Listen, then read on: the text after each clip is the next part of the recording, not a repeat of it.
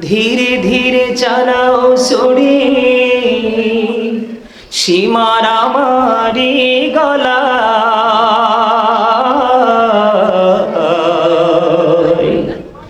জয়নাল আবদিনের কান্দন শুনতে দাও না রে আমার ধীরে ধীরে চালাও ছুরি সীমার আমারি গলা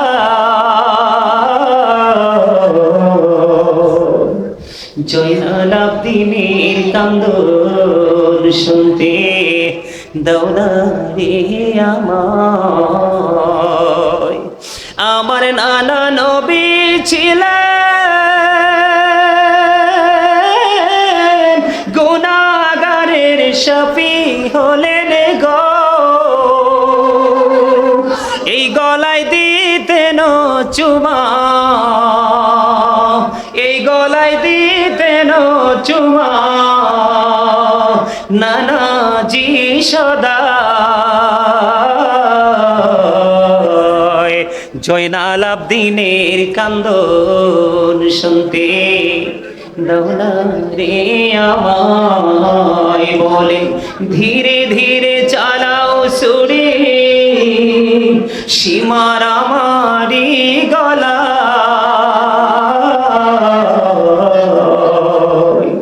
জয়নাল আবদিনের কান্দন শুনতে দাও না রে আমায় কোথায় রইলেন মা জননী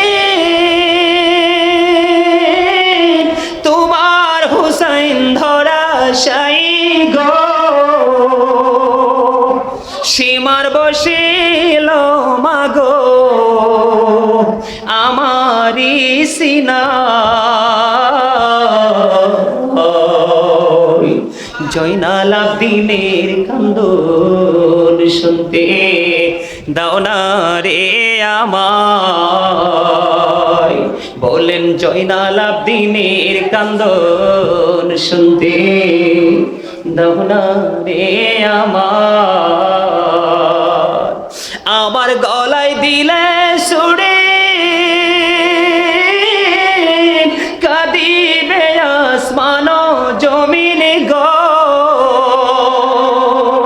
কাঁদিবে না পুনি খুদা আর সোম আল্লাহ জয়নাল আবদিনের কান্দন শুনতে দাও না রে আমায় মারহাবা বলেন জ্ঞানীদের বিজ্ঞানী আঙ্গ নবীজি এমন দয়াল নবী আর হাইবানি এমন দয়াল নবী খুঁজা হাইবানি বিজ্ঞানীদের বিজ্ঞানী আঙ্গ নবীজি বলেন বিজ্ঞানীদের বিজ্ঞানী আঙ্গ নবীজি এমন দয়াল নবী আর হাইবানি এমন দয়াল নবী খুঁজা হাইবানি বিজ্ঞানীদের বিজ্ঞানী আঙ্গ নবীজি বিজ্ঞানীরা রকেট যোগে চাঁদের দেশে যায় আঙ্গ নবী রকেট চারা মেরাজ শরীফ যায়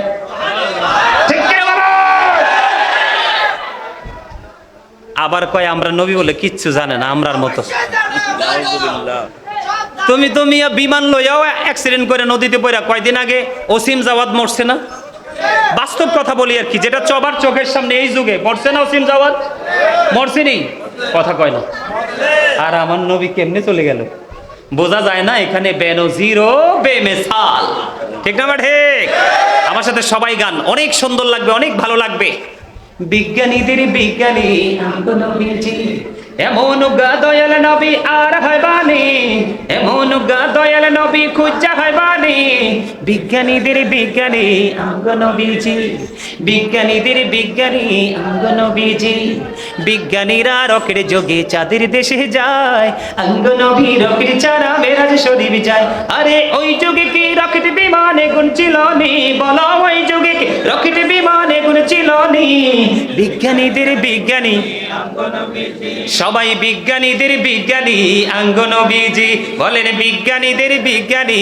আঙ্গ নবীজি আবু বকর সিদ্দিকের সাপে কামড়াইছে আঙ্গ নবীর থুতু দি বালা হয়ে গেছে ঠিক না?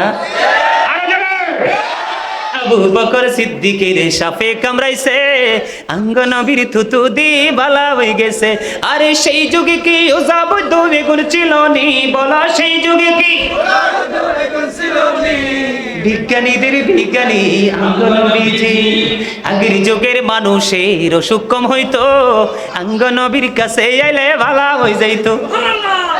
আরে যেটা বলেন আমার হাওয়া।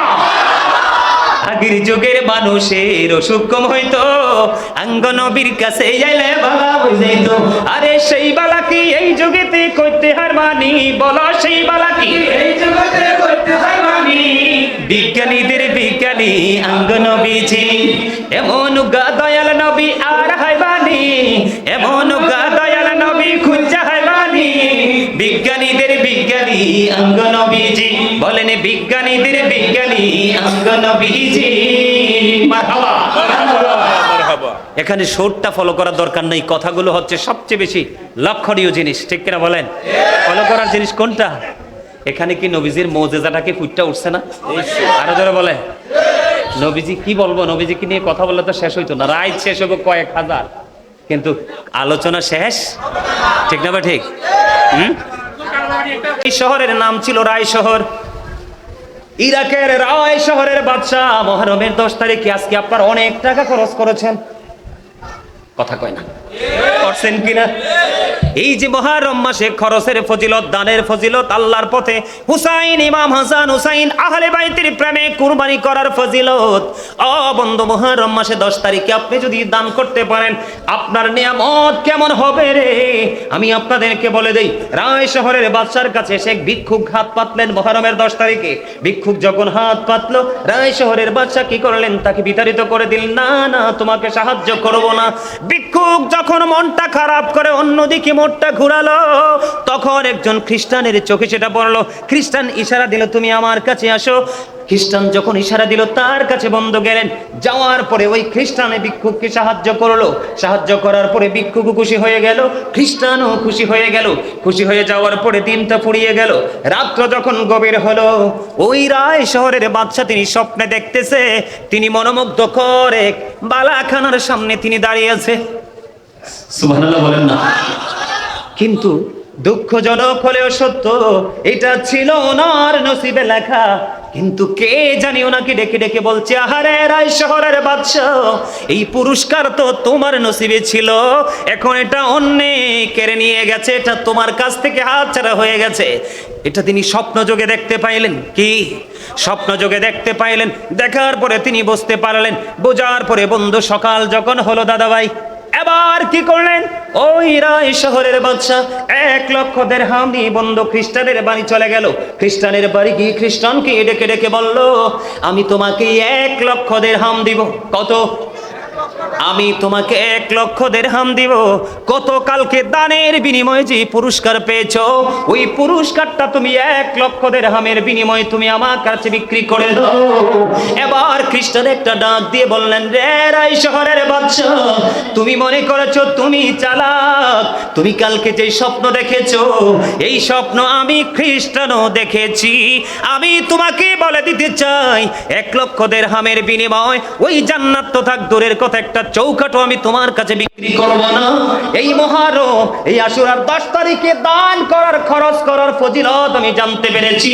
তুমি দেখো, আমি মধুর কালেমা পড়ে হয়ে গেলাম মুসলমান।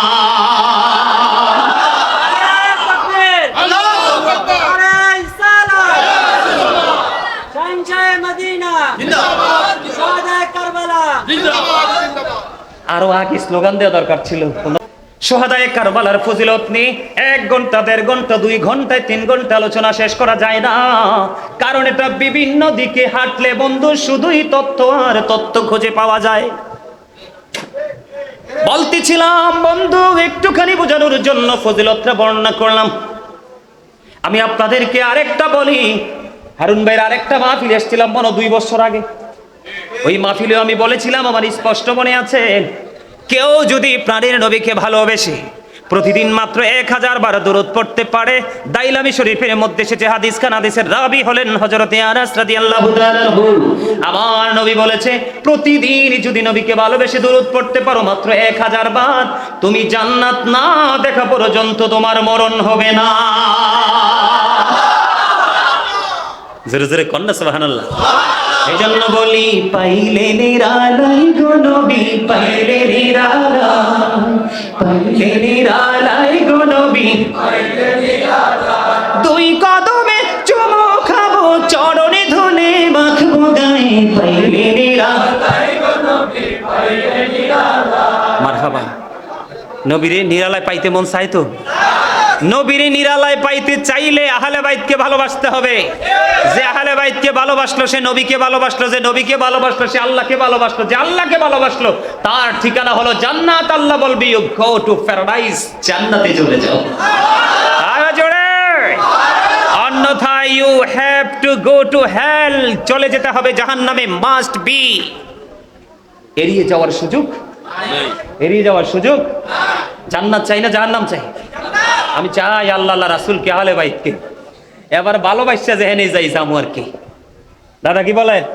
ঠিক আছে না বন্ধু? আমি বলতেছিলাম দেখেন তাদের আদর্শ, তাদেরকে ধারণ করতে পারলে জীবন পুরো বদলে যাবে।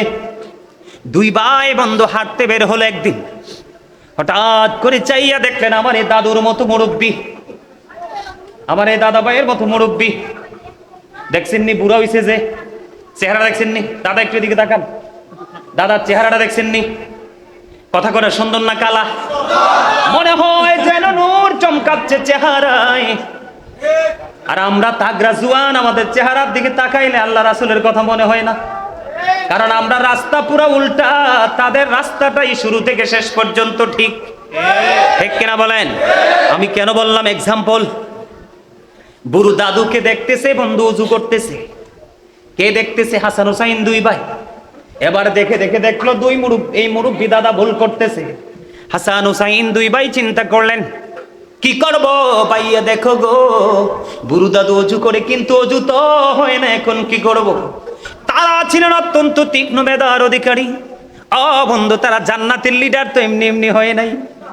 এবার দুই ভাই মিলে চিন্তা করলেন ভাইয়া চলো আজকে বুড়ো দাদুকে প্রেমের মধ্য দিয়ে কি শিখাবো, অজু শিখাবো। এবার দুই ভাই মিলে বুড়ো দাদুর কাছে চলে গেলেন, গিয়ে দাদুকে একটা সালাম দিলেন, দাদু সালামের জবাব দিলেন। দুই ভাই মিলে ভালো মন্দ জিজ্ঞেস করলেন, আবার দাদু পাল্টা তাদেরকে ভালো বড় জিজ্ঞেস করলেন। করার পরে এবার দাদুকে বলতেছে দাদু আজকে আপনাকে একটা বিচার করতে হবে। কই কি গো? কয় এখনই বলবো। কয় আমরা দুই ভাই মিলে অজু করব, আপনাকে বলতে হবে কার অজুটা বেশি সুন্দর। আর জোরে কন্যা সুবহানাল্লাহ। আমি আপনাদেরকে চ্যালেঞ্জ করে বলতে পারবো এখনকার যুবকদের সামনে বন্ধু, প্রাপ্ত বয়স্কদের সামনে মুরব্বীরা যদি অজু করে ভুল হয় নাকি রাইট হয়, এখনকার যুবকদের বলা কখনোই সম্ভব নয়, কারণ মুখে হুসাইনি আদর্শ, বাস্তব জীবনে কোনো কিছুই নাই। কথা বলেন না কেন? আমাদের দাদা ভাই যারা মুরব্বী হয়ে গেছে তাদেরকে পড়ে গেলে হাত ধরে তোলার দায়িত্ব আমাদের। তারা যদি কোনোটা উল্টা করে, কারণ বিবেক বুদ্ধি কিন্তু ধীরে ধীরে 40-এর পরেটা কি হয়ে যায়, মাইনাস হতে থাকে। কিন্তু আজকে কি সেই যুবকদের মধ্যে সে আদর্শ কি আছে? এই রুমে তাগরা জোয়ান নাতি পড়ে আছে, ওই রুমে দাদু পড়ে আছে, দাদুর খবর নেই না। আর ইমাম হুসাইন দেখেন তাদের আদর্শ কেমন। দুই ভাই তো হাঁটতেছে, হাঁটার মধ্য দিয়ে চলে যেতে পারতো, ঠিক না বলেন? কিন্তু যায় নাই। দাদু গো আমরা দুই ভাই মিলে অজু করবো, আপনাকে বলতে হবে কার অজুটা বেশি সুন্দর। দুই ভাই মিলে বন্ধু সুন্দর করে অজু বানাইতে থাকলেন। এবার বুড়ো দাদু একটা ডাক দিয়ে বললেন দাদু, দাদু গো কে গো তোমরা? এত সুন্দর তোমাদের অজু কে রে? তোমাদেরকে এত সুন্দর অজু শিখিয়ে দিল, এত সুন্দর নুরানি চেহারা তোমাদের, এত মিষ্টি ব্যবহার তোমাদের। এখনকার যুবকেরা এই মুরব্বীদেরকে দেখলে সালাম দেয় না, মুরব্বীরা যুবকদেরকে সালাম দিতে বাধ্য। কথা বলেন না কেন? এটা কি হুসাইনি আদর্শ হতে পারে? গত কয়েকদিন আগে আমি এবং আমার ছেলেরা রাস্তা দিয়ে হেঁটে হেঁটে একটা ছোট প্রোগ্রামে যাচ্ছিলাম। তা আমরা কথা বলতেছি সালামের কথা, দাদা আমারও মনে নাই, কিন্তু আমাদের পাশ কাটিয়ে যাচ্ছে এক মুরব্বী, মনে আছে তোমার? এক মুরব্বী পাশ কাটিয়ে যাচ্ছে সাইকেলে করে। মুরব্বী যখন দেখলেন পাঞ্জাবি গায়ে, মাথায় টুপি, মুখে দাড়ি, চিন্তা করলেন এটা নিশ্চয়ই হুজুর। আমি যদি ওনাকে ক্রস করে চলে যাচ্ছিলাম, কিন্তু উনি তো আমাকে ক্রস করেনি, উনি আমাকে সালাম দিয়ে দিয়েছে। জোরে জোরে বলুন সুবহানাল্লাহ। এখানে আমার ওই মুরব্বী চাচা হয়ে গেল বড়, আমি কিন্তু একটু ছোট। কথা কয় না কেন? বুঝে আসিনি আমি কি বুঝাইতে চাই আপনাদেরকে, বুঝেননি? এবার দুই ভাই মিলে যখন ওযু করলো, দাদু বলতে থাকলেন, তার প্রতিক্রিয়া ব্যক্ত করতে শুরু করলেন, কে গো তোমরা? এত সুন্দর তোমাদের ওযু, তোমাদের দুই ভাইয়ের ওযু এত সুন্দর, কে শিখিয়েছে এত সুন্দর ওযু? এবার দুই ভাই ডাক দিয়ে বললেন, দাদু আমরা পৃথিবীর কোন সাধারণ মানুষ নই, আপনার কলিজার টুকরা সরকারে মদিনা, ইমামুল মুরসালিন রাহমাতুল লিল আলামিন, সরকারে মদিনা নবী মুহাম্মদ রাসূলুল্লাহ সাল্লাল্লাহু আলাইহি ওয়াসাল্লাম আর কলিজার টুকরা দুই নাতি। বুড়ো দাদুকে কৌশল ওযু শিখিয়ে দিলেন, দাদু তো খুশি। দাদু বলতেছে, আজকে আমি ওযু শিখে গেলাম, আর কি হবে না ভুল। এটা হলো হুসাইনি আদর্শ। দেখে আগে সালাম দিয়ে দিবেন, যদি দাঁড়ায়, চাচার চিনেন না তো কি হয়েছে, চাচা কেমন আছেন, ভালো আছেন? আমি কি করি জানেন, যখন অটো টোটোতে সরি রকালে চলতে হয় না, তো অটো ড্রাইভারকে ভাড়াটা দিয়ে বলি, ভাই তুমি ভালো থাইকো। অটো ড্রাইভার অবাক হয়ে যায়, রিক্সা ড্রাইভার অবাক হয়ে যায়। আমি এটা কেন করি? বুখারী শরীফের মধ্যে এসছে হাদিস খানা, আমার নবীজি কি বলেছে? আমার নবীজি বলেছে, একটা মানুষ অনেক বেশি দানবী, অনেক বেশি নামাজি, কিন্তু তার ব্যবহার সুন্দর না, তার ব্যবহারে মানুষ কষ্ট পায়। নবীজি বলেছেন এক কথায় সে জাহান্নামী।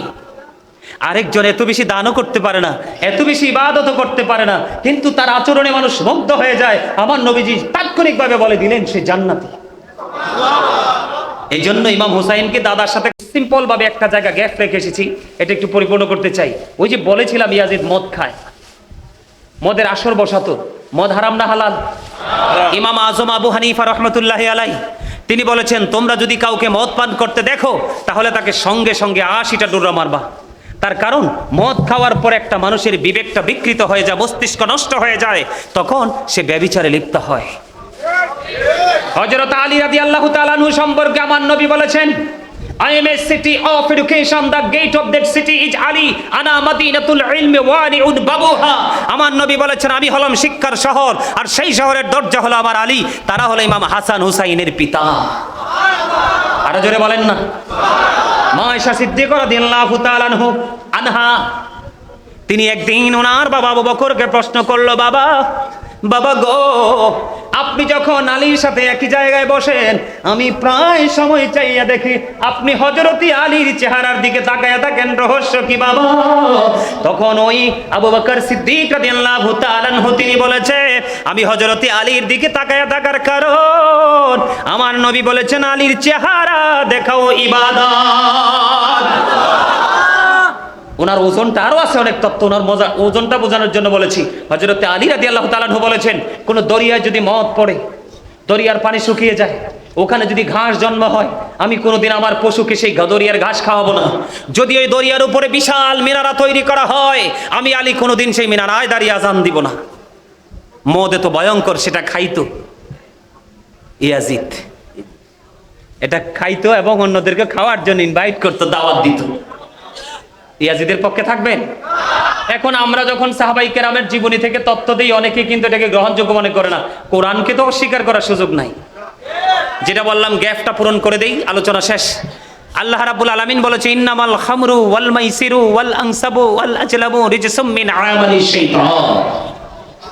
এটা বলতাম না, এটা বলার কারণ হলো মদ, জুয়া, মূর্তি, ভাগ্য গণনা, এটি ঘৃণ্য বস্তু, শয়তানের কাজ। কার কাজ? আর শয়তান আপনার আমার বন্ধু না শত্রু? Satan is the eternal enemy of the believers। শয়তান ইমানদারদের প্রকাশ্য শত্রু। তবে সবচেয়ে মজার ব্যাপার হলো আজকে যেখানে আপনারা যারা এসেছেন সবাই ইমাম হাসান হুসাইন আহলে বাইতের প্রেমিক, রাসূল প্রেমিক। আপনাদেরকে আমি সর্বশেষ আলোচনা করে শেষ করতে চাই। আল্লাহ রাব্বুল আলামিন পবিত্র কালামে হাকিমে বলেছে, ইন্না কাইদা শাইতানি কানা দাঈফা। আল্লাহ বলেছেন, শয়তান ডিসিপশন ইজ ভেরি উইক। শয়তানের ধোঁকা মুমিনের জন্য একেবারে দুর্বল। তার মানে হুসাইনি কাফেলার সদস্য যারা, তাদেরকে শয়তান কখনো গায়েল করতে পারে না। আর ইয়াজিদি বাহিনীর সদস্য যারা, শয়তান তাদেরকে কখনোই পথভ্রষ্ট করার প্রয়োজন হয়, কারণ তারা এমনিতেই ধ্বংস। কথা বলেন না কেন? এই জন্য সম্মানিত উপস্থিতি, আমি আলোচনার সামনে বাড়াচ্ছি না, অনেক রাত হয়ে গেছে। আপনাদের সবাইকে, সবার কাছে আমার বিনীত অনুরোধ থাকবে, মা বাবাকে ভালোবাসবেন। বাসবেন তো? আরো জোরে। দ্বিতীয় কথা হলো, সন্তানদেরকে 3টি বিষয় শিক্ষা দিবেন, মাস্ট বি সাজেশন। সেটা হলো আল্লাহ রাসূল বলেছেন, আদিবু আওলাদাকুম আলা সালাতি খিসালিন হুব্বি নাবিকুম ওয়া হুব্বি আহলি বাইতিহি ওয়া আলা কিরাতিল কুরআন। রাসূল বলেছে, তোমরা তোমাদের সন্তানদেরকে 3টি বিষয় ট্রেনিং দাও। কয়টি? হুব্বি নাবিকুম, teach the love of the prophet, নবীর ভালোবাসা শিখাও, কারণ এটা ঈমান এবং ফরজ। এরপরে বলেছেন ওয়া হুব্বি আহলি বাইতিহি, আহলে বাইতের প্রেম শিখাও, এটাও ঈমান এবং ফরজ। Teach family love. এরপরে বলেছেন ওয়া আলা কিরাতিল কুরআন, learn to recite the holy Quran, Quran তেলাওয়াত শিখাও। তাহলে সন্তান কখনোই পথভ্রষ্ট হবে না। আপনি শিখান না, আপনি শিখান, ইংরেজি বিভাগে পড়ান, বাচ্চাদেরকে সমস্যা নাই, কিন্তু প্রাথমিক ট্রিটমেন্টটা দিয়ে দেন, তাহলে আর সন্তান পথভ্রষ্ট হবে। 5 ওয়াক্ত নামাজ পড়বেন, হালাল পথে রোজগার করবেন, সব সময় সত্য কথা বলবেন, কারণ আল্লাহ বলেছে অকুলু কাউলান সাদীদা, সে দ্য রাইট থিং, ঠিক কিনা? সবসময় সত্য কথা বলবেন, সামাজিক উন্নয়নমূলক কাজে নিজেকে যুক্ত রাখবেন, সত্যকে সত্য, মিথ্যাকে মিথ্যা বলবেন, সমাজের মধ্যে সত্যকে বাস্তবায়ন করার চেষ্টা করবেন, এবং ইসলামী রঙে রঙিন হওয়ার জন্য আপনার জীবনে একজন হক্কানি আলেম অথবা আল্লাহর ওলিকে বেছে নেবেন। আল্লাহ যেন আমাদেরকে সেই বাস্তবতার মধ্য দিয়ে জীবনকে পরিচালনা করার তৌফিক দান করে। সকলে বলুন আমিন। আমার আলোচনায় যদি কেউ কষ্ট পেয়ে থাকেন, আল্লাহর ওয়াস্তে ক্ষমা করে দিবেন। আর যদি ভালো লেগে থাকে, আলোচনার উপর ভিত্তি করে আমল করার চেষ্টা করবেন। আমি মুক্তাসারভাবে একটু কিয়াম করব, কিয়াম করবেন না? একটু কিয়াম করব, কিয়াম করার পরে বসবো। আমি আপনাদেরকে বলি, আপনাদেরকে তাবারুক দেওয়া হবে মুনাজাতের মধ্যে। কিসের মধ্যে? মোনাজাতের মধ্যে তাবারুক দেওয়া হবে। আপনারা সবাই, আমি যখন কিয়ামে দাঁড়াবো, আপনারা সবাই নিজ নিজ দায়িত্বে কাতারবদ্ধ হয়ে যাবেন। কিভাবে করলে ভালো হয়? এভাবে আমি সিস্টেম করতেছি, আপনার টেনশন করতে হবে না। আপনাদের এইভাবে যদি কাতার করলে ভালো হয়, আপনারা এইভাবেই করবেন, এইভাবে করেন। এভাবে করলে তাড়াতাড়ি তাবারুক দিতে পারবে। করবেন তো? আমি যখন দাঁড়াবো, আমি আপনাদেরকে বলবো, আপনারা অত্যন্ত ভদ্রভাবে আলোচনা শুনেছেন, আমার কাছে অত্যন্ত ভালো লেগেছে। আপনাদেরকে আরেকটা সর্বশেষ দায়িত্ব হলো, আপনারা কর্তৃপক্ষ ভলান্টিয়ারদের দিকে তাকাবেন না, আপনারা নিজ নিজ দায়িত্বে নিজেদের কর্তব্য মনে করে আপনারা কাতারটা সোজা করে দিবেন, তাদের জন্য কষ্ট না হয়, কারণ তারা এমনিতে অনেক কষ্ট করেছে। ঠিক না? ঠিক। আচ্ছা, অসুবিধা নেই, এসব অসুবিধা নেই, সময় আছে, আমার হাতে সময় আছে অনেক। আপনাদেরকে কি বলছি বুঝতে পারছেন? আমি একটু জিকির করব, জিকিরের মধ্য দিয়ে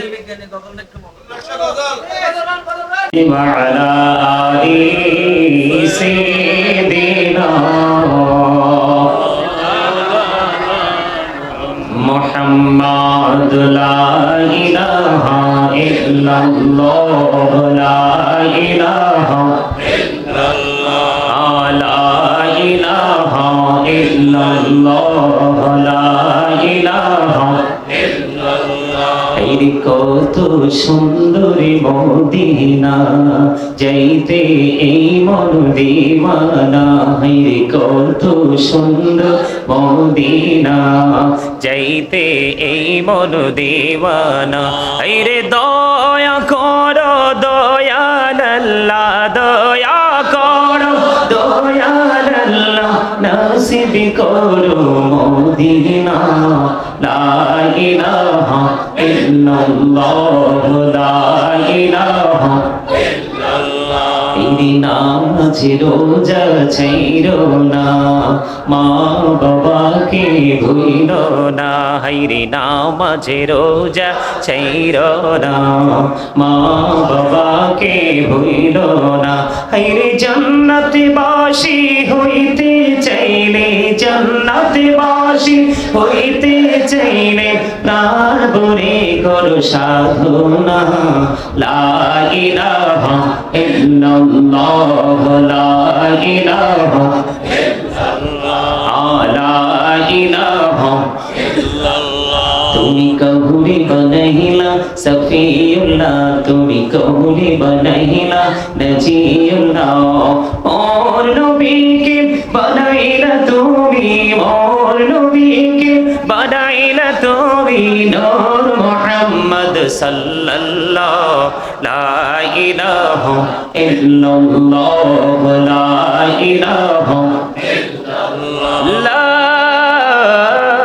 ইলাহা ইল্লাল্লাহু মুহাম্মাদুর রাসূলুল্লাহ সাল্লাল্লাহু আলাইহি ওয়াসাল্লাম আল্লাহ আল্লাহ আল্লাহ আল্লাহ আল্লাহ আল্লাহ আল্লাহ আল্লাহ আল্লাহ আল্লাহ আল্লাহ আল্লাহ আল্লাহ আল্লাহ আল্লাহ মাশাআল্লাহ আল্লাহ আল্লাহ আল্লাহ আল্লাহ আল্লাহ আল্লাহ করে নাও গো দয়া করিও না পর তোমার প্রেমের আলোয় ভরে তোমার প্রেমের আলোয় ভরে দাও গো মনের ঘর আল্লাহ আল্লাহ আল্লাহ আল্লাহ আল্লাহ আল্লাহ আল্লাহ আল্লাহ আল্লাহ আল্লাহ নামেতে এত মধু এই নামেতে এত মধু জাহানি নে তো আগের দয়াল জাহানি নে তো আগে যতই যাবি নামটি তোমার যতই যাবি নামটি তোমার তবু তুই মধুর লাগে রে দয়াল তবু তুই মধুর লাগে আল্লাহ আল্লাহ আল্লাহ আল্লাহ আল্লাহ আল্লাহ আল্লাহ আল্লাহ আল্লাহ বড়িয়া ডাকে রে বান্দা প্রাণে বড়িয়া ডাক আইরে প্রাণ বড়িয়া ডাকিলে রে বান্দা প্রাণে ভরিয়া ডাকিলে রে বান্দা গহনা করব মাপ আল্লাহ আল্লাহ আল্লাহ আল্লাহ আল্লাহ আল্লাহ আল্লাহ আল্লাহ আল্লাহ আল্লাহ আল্লাহ আল্লাহ এলাহু দো রিহি আর মাঝে এলাহু দো রিহি আর মাঝে কিসের করো খেলা পিছের দিকে চাইয়া দেখো পিছের দিকে চাইয়া দেখো ডুবে যাই তোর বেলা রে আল্লাহ আল্লাহ আল্লাহ আল্লাহ আল্লাহ আল্লাহ আল্লাহ আল্লাহ আল্লাহ আল্লাহ আল্লাহ জীবন দিয়া করছি রে গোনা জীবন দিয়া করছি রে গোনা ক্ষমা করে দাও রে দয়াল ক্ষমা করে দাও আইরে গোনা গলে ক্ষমা করিয়া গোনা গলে ক্ষমা করিয়া কবুল করে নাও রে দয়াল কবুল করে নাও আল্লাহ আল্লাহ আল্লাহ আল্লাহ আল্লাহ আল্লাহ আল্লাহ আল্লাহ আল্লাহ আল্লাহ প্রেমীরালা কহরে কোনো বি মেহরা যেতে যাইয়া প্রেমীরালা কহরে কোনো বি মেহরা যেতে যাইয়া দয়াল প্রভু দিলে মেরাজ দয়াল প্রভু দিলে মেরাজ মুমিনের লাগিয়া আল্লাহ আল্লাহ আল্লাহ আল্লাহ আল্লাহ লা ইলাহা ইল্লাল্লাহ মুহাম্মাদুর রাসূলুল্লাহ সাল্লাল্লাহু আলাইহি ওয়াসাল্লাম।